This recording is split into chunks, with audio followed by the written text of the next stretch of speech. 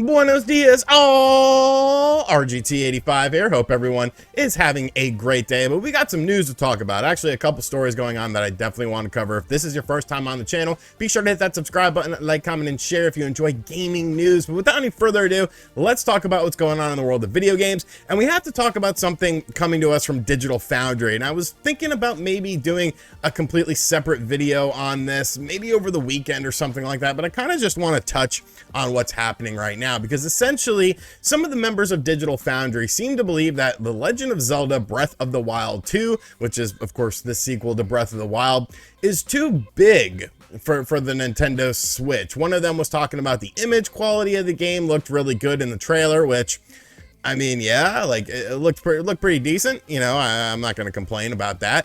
And of course, the fact that there's a lot of stuff going on with this, such as volumetric clouds that were very impressive to them. So essentially what they're sort of building up is that Breath of the Wild 2 might not be, you know, applicable to your standard Nintendo Switch, or if it is, that there could be another piece of Nintendo Switch hardware out there that will come out alongside of this that will actually be the better version of the game. So you could still play Breath of the Wild 2 on your standard Switch, but it would run better on this new piece of hardware. And I mean, it's something I do want to explore, but just on the surface level, I don't think that that's the case with this game. I think there's other things happening with this game.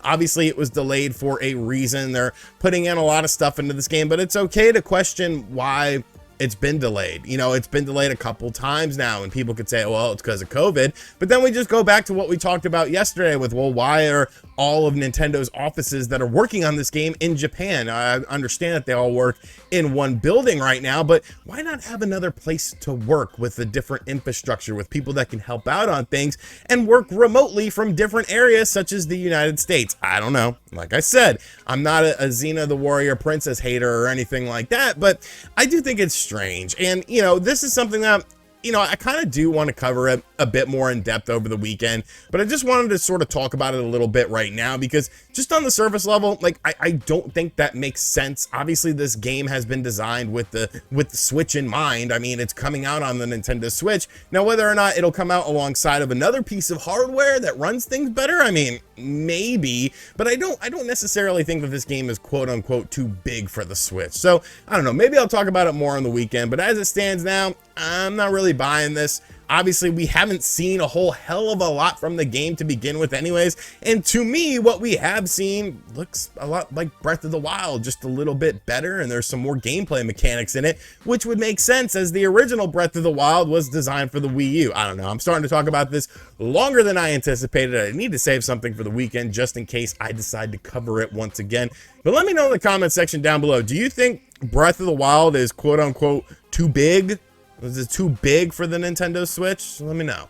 So when a company does something stupid, I'm going to call them out on it, of course, no matter what company it is. But if a company fixes the problem, it's only fair to update you guys and give them, you know, some kudos for actually doing something with it in the first place. You might remember over the weekend, I believe it was on Sunday, I made a video talking about what was happening with PlayStation and some PlayStation 1 titles that were available on some classic consoles for them, such as the PlayStation 3 and the PlayStation Vita. Now, the weird thing about it was a lot of it was contingent on Chrono Cross, whereas the remastered edition of Chrono Cross hasn't really been well received. There's been some issues with the game. So when people would try to either re-download or purchase the original Chrono Cross on their various PlayStation systems, they weren't allowed to do that because of a licensing issue that was expired. It was a time licensing issue.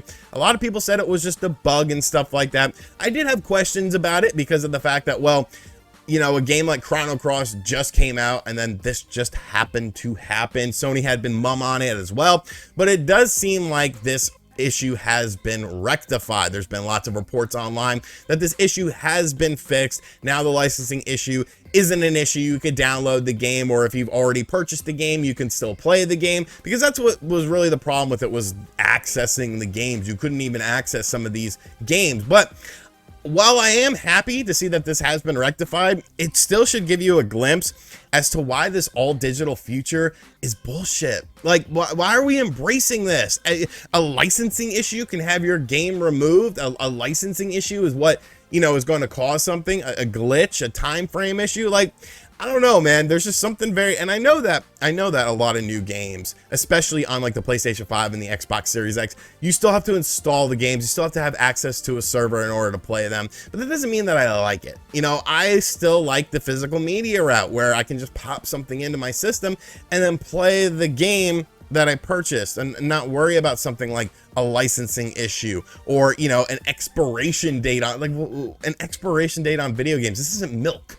Right? This isn't milk. We're not expiring milk here and it gets all soggy. The games can still be really good. Yeah, some of those games are pretty soggy after a few years, but you know, I don't like this. I'm glad that Sony fixed it. I'm glad that this issue has been rectified, but it's still absolutely terrifying for the future of video games. It still is just a disgusting thing that gamers shouldn't have to worry about, but they do. And a lot of people, you know, don't care about things like this only because of the fact that it doesn't impact a game that they care about. Once it impacts a game that they care about, oh, they'll be all over Twitter. They'll be making their videos and talking about how it's a pain in the ass. But for now, you know, as long as it's a game that they don't care about, they're fine. But yes, hats off to Sony. I'm not gonna actually take my hat off, but good job fixing this.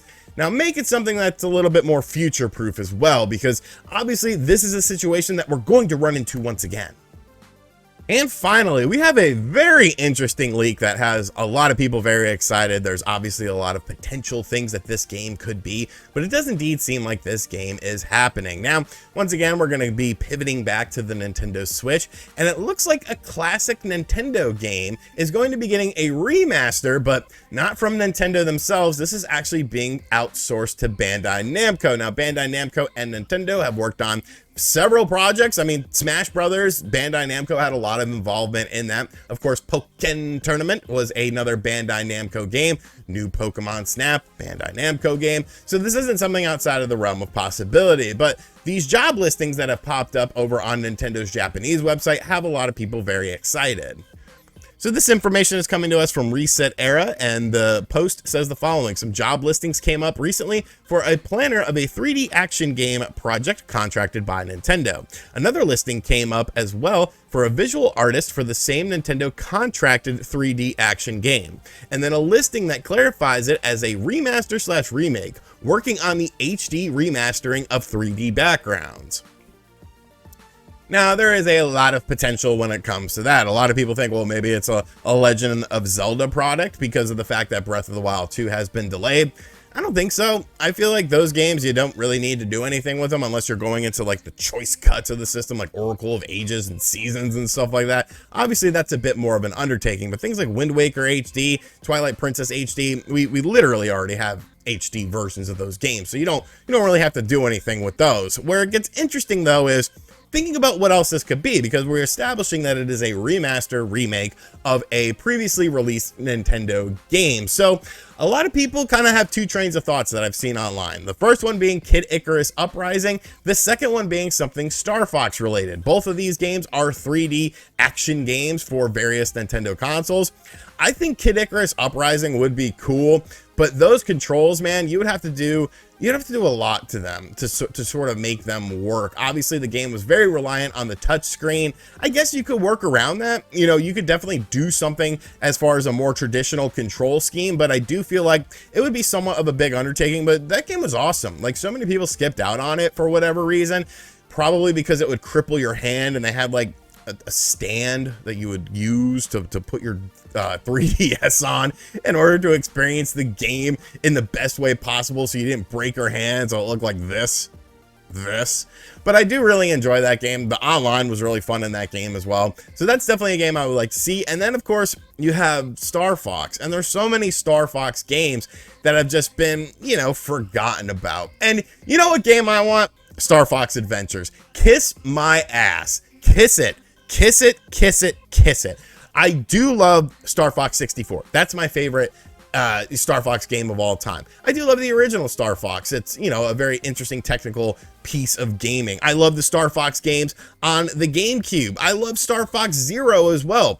But Star Fox Adventures is a proper 3D action adventure game that still looks great on the GameCube. It still looks great. Now, obviously, Rare developed that game, so there might be some problems with that, but I mean, it's a Star Fox game. Nintendo contracted Rare to make it, so I don't think it would be that big of, it's not like, you know, Conker or Banjo show up in that game or anything, but Star Fox Adventures kicks ass, and anyone who says otherwise is a fool. You don't like the game because it's not a traditional Star Fox game, and that's fine, but up until that point, you only had 2 traditional Star Fox games, and they were very similar in structure, whereas Star Fox Adventures was a completely different thing. I think you throw in some more of the flying segments in that game, and holy shit, you have a banger. You have a banger of the game. There's dinosaurs with Star Fox and staff combos that Nathan from Blockbuster will give you the staff combo information. We used to rent Star Fox Adventures from Blockbuster, me and my buddy Rob.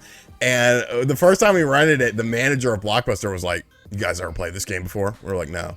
He was like, "Do you know the staff combos?" And I was like, "No, I don't know them." He's like, "Oh, I got all the staff combos written down if you want them." And then like every time we would re-rent the game, he'd be like, "You sure you don't want those staff combos? I got some new ones." And it was just like, what the hell, dude? Like, go outside or something. But I would love for it to be Star Fox Adventures. It's not going to be. And I'm just getting myself hyped up for absolutely nothing, but it will be interesting to see what this game actually is. Obviously, it's somewhat in development. You know, if they're posting more job listings for it, it seems like the project is moving along, but what that project is remains to be seen. What game do you want it to be? Do you want it to be Geist? Because Geist would be awesome. Let me know in the comments down below.